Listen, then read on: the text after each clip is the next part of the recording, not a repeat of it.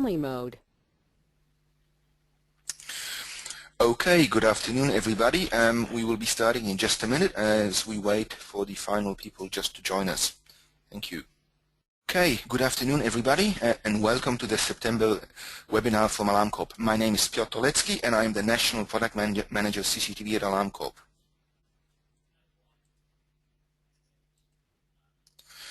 And today's webinar is on video motion detection, including Xtralis Presidium. So let's begin.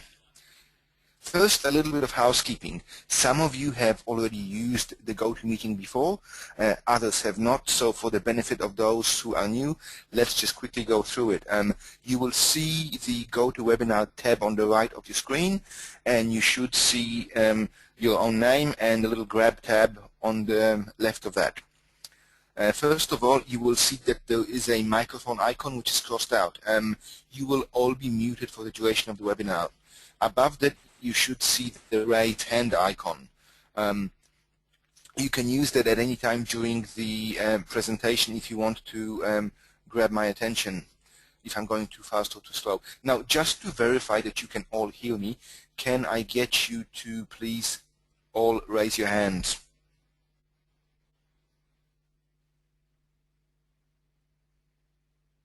Okay, great. I'm starting to see a few hands going up. Wonderful. Thank you for that. If you can put them all down. Next, below that, you will see there is a questions tab. During the webinar and straight afterwards, you can type whatever question you have on the topic, and we will go through the questions in the order that they are received at the end of the webinar. So don't forget, once you've typed your question, to hit the send button. Okay, with that out of the way, let's begin. Agenda. This webinar will cover the following. What is video motion detection? The benefits and weaknesses of video motion detection, or VMD for short. The types of VMD that exist. Applications for VMD and issues to consider. We will then look at VMD for the purposes of perimeter protection / intrusion detection, and also at what other options exist for perimeter protection. Then we will look at what solutions are available, including Xtralis, Fast Trace 2 and Presidium, and finally some conclusions. So let's get started. Okay, what is video motion detection? VMD looks for activity or motion within a scene. Now this is typically people or objects moving either into or through the detection area. And it is typically used to trigger recording on a DVR or NVR, and or to trigger an alarm or to initiate operator action. In the case where you might have a full-time security guard looking over a site, you might use VMD to pop up an alarm, and in response to that, the security guard will issue an audio challenge. "Sir, you're in a protected area, please leave or we will call the police," as one example. Now, why consider VMD? Traditional CCTV recording is time-lapse, and this goes back to the days of VHS and VHS recorders using tapes, because all that those devices could do is record on a straight continuous basis. Now, time-lapse recording provides continuous footage. It can also provide continuous live view. However, it has been proven by various studies that operators viewing live video can miss up to 95% of events after 30 minutes of watching video. The concentration just lapses. Next, VMD can reduce storage requirements between 30 and 80%. VMD can be used to display live video by exception, thus focusing operator concentration. And we will talk about these things in the next slide. What types of VMD are available? For the purposes of this discussion, I classify VMD into two types. There is simple or basic VMD, which is based on pixel change, and then there is intelligent VMD, which is based on actual analytics. And again, we will discuss these two versions of VMD in the next slides. Okay, now let's talk a little bit about VMD versus continuous recording. What are the benefits and weaknesses of each approach? If we look at the advantages of continuous recording, we get continuous unbroken footage. Now, this is specified or required by law in certain scenarios. For example, most casinos typically record on a continuous basis, and most jails/holding cells also require to have a continuous footage trial. The other big advantage of continuous recording is that it is very easy to configure the DVR or NVR, and also quite easy to calculate the storage requirements. If you know how many frames a second you're recording per camera, if you know what the file size or bitrate is, and you know how many hours per day you record, and you can also work out then how many terabytes of hard drive space you have, it's pretty easy to crunch the numbers and you get how many days recording you will receive out of that combination. And most DVR manufacturers these days provide a recording calculator of some description. Now, some work better than others, but fundamentally they all do the same thing, is they can all give you a fairly good estimate of the recording time for continuous recording. However, continuous recording has got a number of disadvantages. You are limited to searching by time and date only. If you know, for example, that something happened between midnight and 7 a.m. this morning, the best that you can do is go back to the midnight, initiate play, and then press the fast forward button and hold it. And this is really just a higher tech version of holding down the fast forward button on an old VCR. So that's why I call it digital fast forward. You don't really have any other way of pinning down the footage unless you know exactly when something happened. Next, continuous recording has got very high storage requirements. If you look at, say, 90 days of storage in real-time recording using standard resolution 4SIF cameras, you will need in excess of 12 terabytes on a 16-channel device. Now, most of that footage will be wasted. In other words, the actual footage of interest, where something has happened where you need to retrieve the footage, is typically only a tiny portion of the total recorded footage. Having so many hard drives means you generate more heat. This needs more cooling in your server room, and this contributes to higher running costs. And obviously these days, with more emphasis being placed on building efficiency, the running cost of a security system will also be a big contributing factor to the total energy footprint of the building. And finally, because the hard drives are being used on a continuous basis, continuous recording will also result in faster hard drive wear and tear, which will necessitate faster replacing of hard drives. As we know, all devices have got a finite number of read-write cycles, and even though it is very high for today's hard drives, it still is something that you will use up more quickly if it's being used continuously. If we look at the advantages of VMD-based recording, the first advantage, you record only when there's something worth recording. In other words, you will record only when something has happened. Because of that, searching is faster. You can look for specific events. If nothing has happened, no recording has taken place, there's no footage to search through. We said earlier that VMD-based recording can reduce storage requirements by up to 80% over continuous recording. So we have less hard drives. These generate less heat. We need less cooling, so the overall running costs are also lower. And because we're only writing to the hard drives when we need to write, they are not going to wear as fast because they spend most of the time spun down in idle mode. However, VMD-based recording also has disadvantages.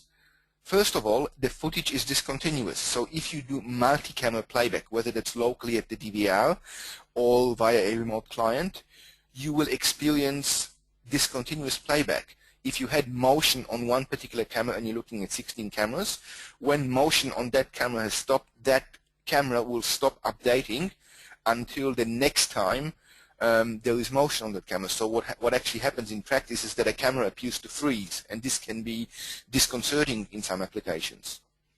Next, commissioning is more time consuming because you need to configure the motion detection on each and every camera. It does take more time to get it right.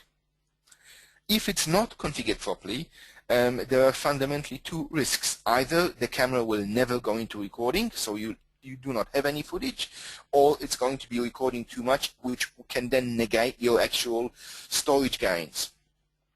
And because of the fact that we are recording on motion, calculating storage requirements becomes a lot more challenging. You need to work out what is the application, roughly how many hours a day or how many minutes per hour I'm going to have motion, and put that into the recording calculator, and that does take more time. And depending on how accurate the assumption is, you can go be over or under. So it is something that is a definite downside of VMD-based recording. Okay.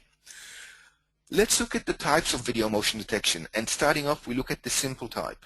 Simple VMD is essentially what is now standard on nearly every single DVR, and it's increasingly common on many cameras, both analog cameras and IP cameras.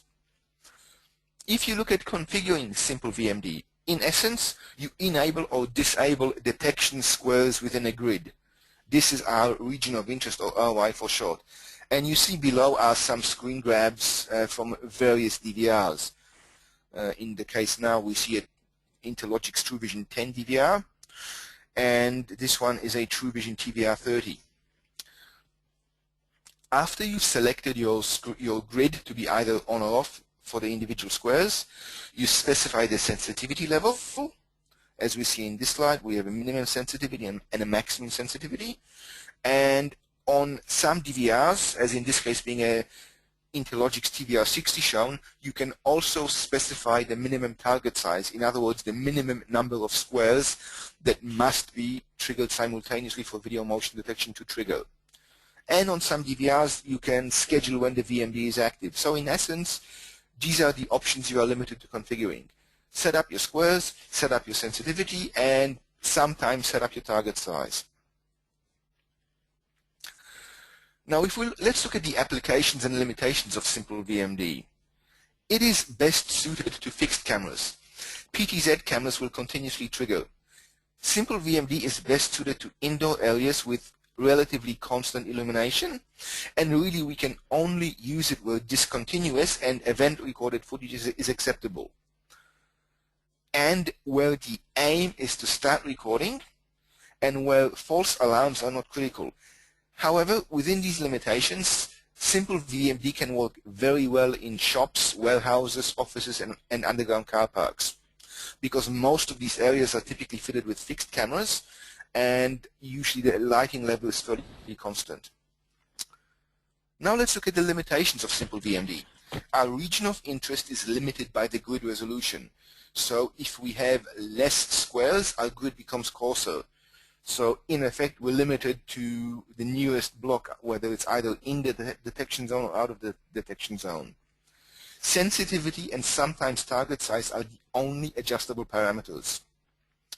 It works on the degree of pixel change only. There is no intelligence. Simple VMD does not make any differentiation between people, objects, or shadows, and it typically doesn't look at direction of travel, which means cloud shadows, rain, etc.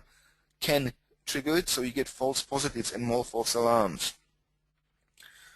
Simple VMD cannot learn constant background movement. If we take the example of a big retail shop where you have for sale banners, let's say that for sale banner happens to be next to an ventilation/air conditioning outlet, and because of that it's always swinging.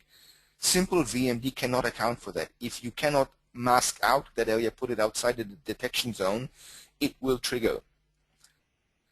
And therefore, simple VMD cannot be reliably used outside or in areas subject to lots of brightness change. If you do get more false positives, the result is that you have more events to search for and to sift through on playback. And that tends to negate a little bit the advantage that you should have, which is you only have footage recorded that is what should be recorded, which is what you're looking for. Okay. Now let's look at intelligent VMD, which is also known as analytics or video analytics. Intelligent VMD can learn a scene to recognize normal movement, for example, swaying trees in the background or shadows. It can often discriminate between people, vehicles, objects, and direction of travel. As an example implementation of intelligent VMD, we can look at the Xtralis Presidium and FastTrace2 analytics. Typical functionality provided by intelligent VMD is you have much more freely configurable regions of interest. You can detect people or vehicles traveling the wrong way. You can typically detect loitering or abandoned or removed objects. You can use perimeter protection using a tripwire with direction plus distance of travel. And this is something that we will look at more specifically in the coming slides.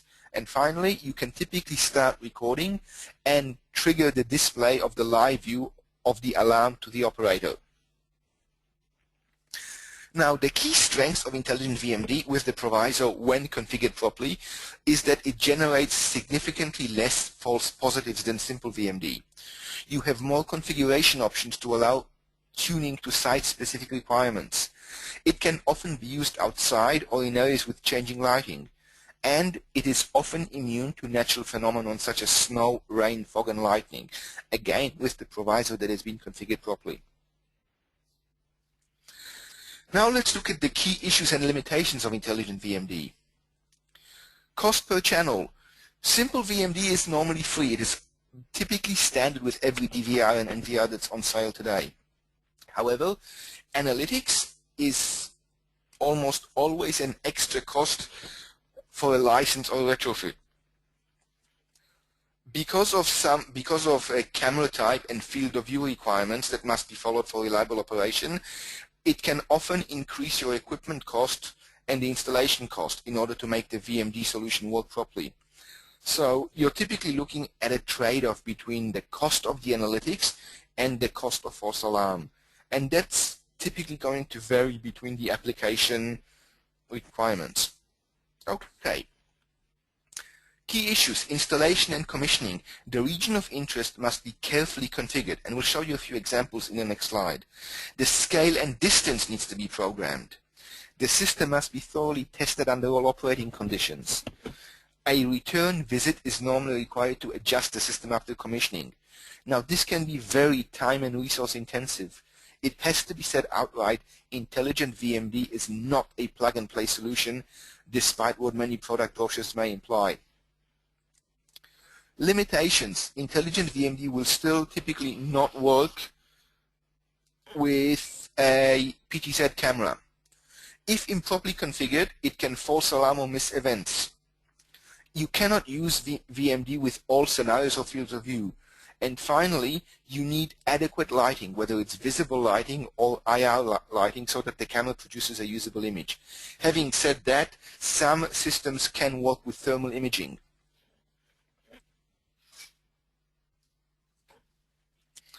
Okay, now let's look at Intelligent VMD in comparison to some other perimeter detection methods that can be used outside. It has to be said all outdoor alarm sensors have their strengths and weaknesses. If we look at fence sensors, these are relatively inexpensive if there is an existing fence. They are not affected by changes in light or shadows. However, they can false alarm if wind causes sufficient fence movement or if small animals cause sufficient fence movement. A fence sensor can only protect a fence line, and it only gives you an alarm in a segment. If you have a 300-meter segment of fence sensor, then you only know that an alarm has taken place somewhere in that 300-meter segment. You do not get a precise location. So typically, you will still need CCTV to verify the cause of alarm. Next, let's look at buried cable. This is not affected by changes in light or shadows or any wind movement of objects. Once it's buried, it's stealthy. Typically, it's invisible. You do not even see where the bury marks are. However, buried cable can false alarm from small animals. Because of the fact that you need to trench and then bury the cable, there are higher costs for site works. Again, you have a line protection, and the alarm is localized to a segment. So in this sense, buried cable is very similar to a fence sensor. And finally, you will still need CCTV to verify the cause of alarm. Okay, active microwave.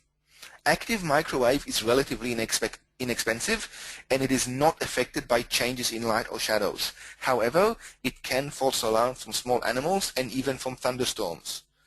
It is relatively easy to identify the area protected for an experienced thief/burglar, and typically you will still need CCTV to verify the cause of alarm. If we look at passive infrared, such as the AdPro Pro detectors, they are relatively inexpensive and relatively easy to set up, although long-range sensors do need more careful aiming. Passive infrared is not affected by light or shadows. However, it can be affected by background temperature, and it can false alarm from small animals or thermal turbulence. And typically, you will still want CCTV to verify the cause of the alarm. Infrared beams, active infrared beams, also known as towers. They are relatively inexpensive to install and set up, and relatively easy to set up. They are not affected by changes in light or shadows. However, they can be affected by fog and rain. They can false trigger from small animals or birds, and they protect a straight line only. It needs a transmitter and a receiver tower, therefore it is very easy to identify the area protected. And if you have a very long range sensor, again you only are given the general location of the alarm, that it's along this perimeter. You do not know the precise location. So you will still need CCTV to verify the cause of the alarm. Some general comments on outdoor detection. Things to consider when designing a system is whether the area to be secured is curved or straight. What is the available space? Is the site terrain flat or undulating? What are the environment conditions internal and external to the site? What are the expected weather conditions? What are the expected lighting conditions when using CCTV? Do you need to install additional lighting, or is there sufficient lighting already in place? What are the likely activity and intrusion points? The type of intruder that you expect at the site. Are we looking at trained professionals? Are we looking at amateurs thinking, yep, this is a warehouse, let's just see what's in there? Are we looking at kids? Is this a remote site where you're likely to have animals, be it wild or domestic, wandering through and causing false alarms? What is the likelihood of intrusion? Next, what are the consequences of intrusion and site criticality? You know, obviously, if you have a general purpose factory / warehouse, the consequences of somebody breaking in and stealing a few TVs is a lot less than if this happens to be the Lucas Heights reactor and somebody breaks in into that facility. So what is the consequences of the intrusion and the site criticality? And finally, the likely nuisance alarm rate and how acceptable the false alarms are. So keeping these things in mind, more often than not, you will typically need several types of technology to complement each other, whether that's CCTV in conjunction with beams or in conjunction with fence sensors, or even more than 2 types of technology. Okay, what are the key strengths of intelligent video motion detection? It secures an area and volume rather than a single strip or straight line. There are less sidewalks involved. The camera is the sensor. The detection area is effectively the field of view. Therefore, it's relatively easy to change the area of detection. Because we're dealing with live video, the intrusion is clearly displayed to the operator, so it's easier to verify alarms. And because you can specify the target size, you can minimize nuisance alarms from small animals. As you can see here in this example of a detection area, that you can specify the area, you can eliminate certain areas, and it makes it a lot easier. What you see is where the detection will take place. Okay, now let's look at some configuration steps that are necessary in order to get intelligent VMD to work properly. In this example, we're looking at the Xtralis Presidium. Okay, first step, we need to teach the system scale. So we take the height of a known object and we specify it at point A in the field of view. In this case, it's a person that's 1.8 meters high. We then specify the same height at a different place in the field of view, and we tell the system what is the distance between these 2 points. So right now the system knows what a 1.8 meter object looks like at 2 points in the field of view, and it also knows the distance that separates them. So that gives it the ability to work out scale. Then we specify our region of interest. Within the region of interest, we specify a trigger area. And within this trigger area, we can specify a direction of travel and a distance of travel. So these are the steps that are necessary to configure intelligent video motion detection. And as you can see, there's a lot more to it than just turning on detection blocks on or off, as is the case with simple VMD. Okay, another example, this time from the Xtralis Fast Trace 2. We set up a detection area, and you can see here this area is fairly freeform. And again, we go through the steps of teaching the system scale at two different points in the field of view. In this case, we're talking about an object that's 5.9 feet high, which is again approximately 1.8 meters. Once we've taught the system height, we can then fine-tune the detection area. In this case, we've added the yellow area, which is the ignore area. In other words, any movement within that place will be ignored, and this is useful for reducing false alarms. Next, we specify our tripwires, and in this case, we have two tripwires, and we've specified that on one of them, the tripwire is bidirectional, on the other one it is unidirectional. Now let's look at some of the pitfalls that can happen when configuring intelligent VMD, which can result in the system not working properly. Here we have an example from FastTrace 2. In this case, our tripwire does not go the full length of the screen. So an object moving from the left of the screen, we can see that the whole of the object does not cross the tripwire. In this case, the system will not detect.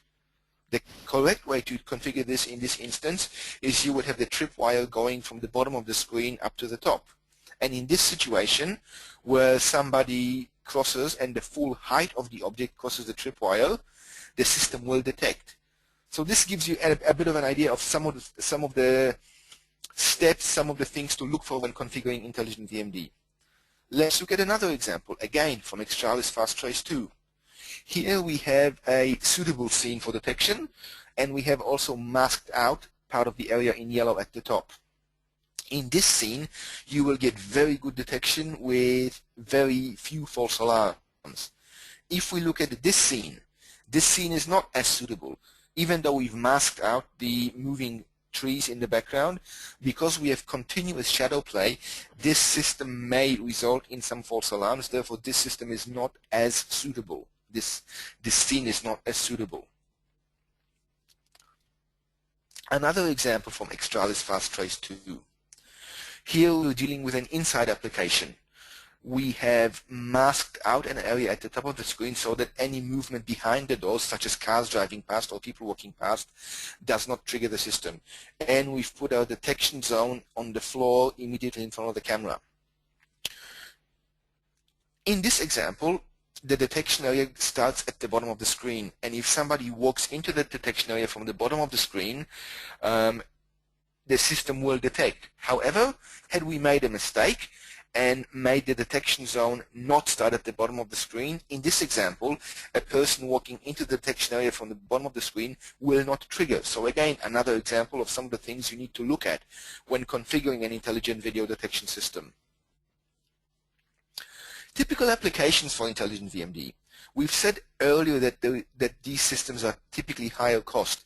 So straight away that limits you to higher criticality targets such as prisons, detention centers, chemical plants, critical substations, bonded goods warehouses, which might store high-value goods that are easy to shift, such as liquor, cigarettes, or electronics, airports and seaports. And finally, best suited to areas with relatively uncrowded perimeters. In other words, where intrusion detection is critical, but the incidence of intrusion is not likely to be high. Okay, let's have a look at what's available. In the case of the FastTrace 2, we have two analytics options: indoor loitering detection and perimeter protection. On any FastTrace 2 DVR or NVR, up to 4 channels may be enabled for analytics. Now, these can be either analog channels or IP channels. So if you have a hybrid or IP-only FastTrace 2, any supported IP camera can be analytics enabled via the licenses. And the analytics licenses is available on all FastTrace 2 models as a separately orderable license. There is a single channel license and a 2-channel license. If we look at loitering detection, this is designed for indoor applications where we want to detect people in areas that are designated as sterile.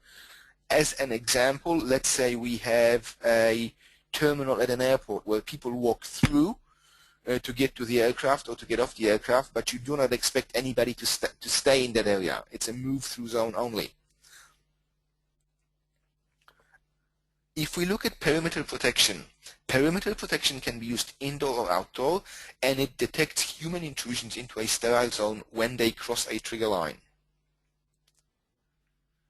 If we look at Presidium is based on using the eyelids motion detection library. It can be used for both indoor and outdoor. The analytics in Presidium are fairly comprehensive. You have directional object detection, dual edge trigger areas to qualify alarms. In other words, an object moving into the detection zone has to trigger two separate edges before it's considered a valid alarm. You can have single edge target detection, and you can have timer-enabled detection for sterile zone loitering. Now, Presidium, unlike FastTrace2 Analytics, works on analog video only. There is a Presidium Mini available, which is a 2-channel device, and the full-blown Presidium is available in various channel counts from 2 channels all the way up to 20 channels. Typical Presidium applications: reverse traffic flow detection.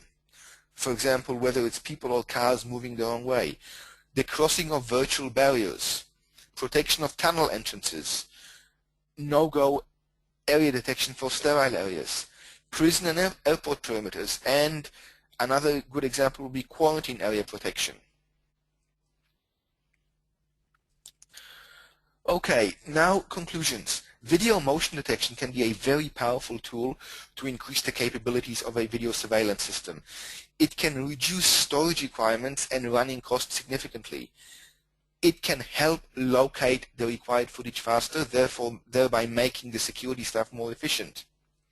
It can also be a very powerful intrusion detection sensor. However, it does require thorough planning and very, very thorough commissioning to get the system to work reliably. And 2 field-proven examples of intelligent video motion detection is the Xtralis FastTrace2 and Presidium. Okay, would you like to know more? More information, including brochures and datasheets, may be found on our website at www.alarmcorp.com.au. You can subscribe to the Alarm Corp Pulse to receive new product information automatically.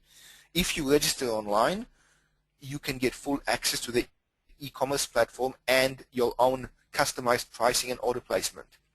Please contact your nearest Alarm Corp representative, Jeff Rushton in New South Wales, on jmr@alarmcorp.com.au, and we have 2 new team members to introduce: Diane Brazil in New South Wales and Michael Tolshmakov in Queensland. And we still have Stephen Dinger looking after Victoria, South Australia and WA. So their Alarm Corp email addresses are shown, as are their phone numbers. Or you can contact myself, Piotr Tolecki, directly on my number there, which is 0421-378-334, and on my email address, prd@alarmcorp.com.au. If you've enjoyed this webinar, note that we will be hosting additional CCTV webinars in 2011. In October, we will be looking at CCTV fundamentals, light and cameras. And in November, we will be looking at megapixel cameras, mega performance or mega myth. Alarm Corp will also be hosting access control / intrusion detection webinars this year. And I would urge you, if you're interested, to either contact my colleague Jeff Rushton or go to our website and click on Resources Webinars link, where you will find the options to register for the webinar. We look forward to your participation. Okay. If you haven't had a chance to look at it yet, Alarm Corp is pleased to introduce its updated website. Easier to use than before and easier to find the product, so please take a look. Okay, that concludes the webinar. Now it's question time, so I will take questions for as many people, as long as they keep coming. So, okay. We already have a few questions. First question, can participants gain the PowerPoint presentation following the webinar? You cannot get the actual PowerPoint itself. However, you can download the presentation along with the audio from our website in the resources section. Next question, can Xtralis be used with PTZ when movement is between presets, i.e. can it be turned off when the camera is moving? I may need to double check this one, but I think no. Once you enable the motion detection zone, it stays active. So whenever a camera is moving between presets, that would constitute a false trigger, but I will double check that, and I will get back to the person that's asked that via email. But as I said earlier, that's one of the limitations of motion detection in general at the moment, that it does not work very well with PTZ cameras.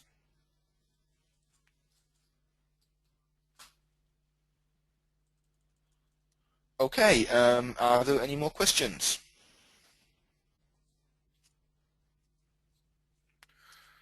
Not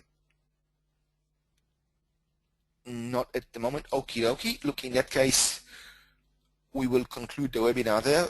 If you do think of any additional questions, send me an email. I will gladly answer it. If you have any questions that you want to ask offline, give me a call or send me an email, and I will happily answer whatever questions you may have.